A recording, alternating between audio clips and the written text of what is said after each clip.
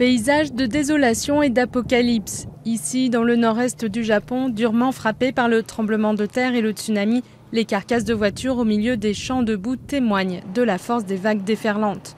Cet homme est retourné chez lui après avoir fui. Il nous montre jusqu'où l'eau est montée.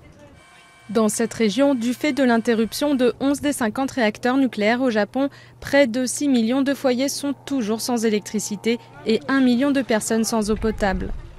Ici, à Fukushima, on craint la pénurie, alors on fait la queue dans les supermarchés.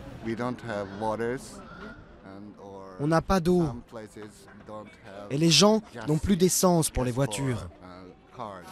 À plus de 250 km de là, à Tokyo, même scène dans les supermarchés où les habitants ont commencé, sans mouvement de panique, à faire des provisions d'eau, de riz et de produits de première nécessité. J'ai du stock sans doute pour un jour ou deux, pas plus. Je suis inquiet parce que j'ai fait tous les magasins pour trouver du pain.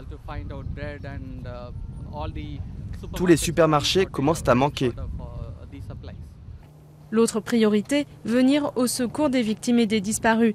Car il y a urgence, on s'attend à ce que le bilan s'élève à plus de 10 000 morts. 100 000 soldats ont été dépêchés sur les côtes pacifiques. Et à l'étranger, des pays comme l'Australie, la Nouvelle-Zélande, la France ou encore les États-Unis ont envoyé les premières équipes de secours.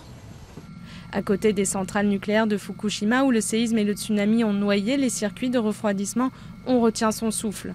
Après l'explosion du premier réacteur avec des relâchements de vapeur radioactive dans l'atmosphère, c'est maintenant au réacteur numéro 3 de présenter un risque d'explosion. Si du côté des autorités on se veut rassurant, les associations antinucléaires tirent la sonnette d'alarme. Il s'agit d'une centrale alimentée en MOX, qui est un combustible à base de plutonium. Or, le plutonium est un radioélément extrêmement toxique. Il suffit d'en inhaler une microparticule pour développer un cancer du poumon. Et c'est un radioélément qui a une durée de vie assez longue. Il lui faut 24 000 ans pour perdre la moitié de sa radioactivité. 215 000 personnes ont été évacuées dans un rayon de 20 km autour de la centrale de Fukushima.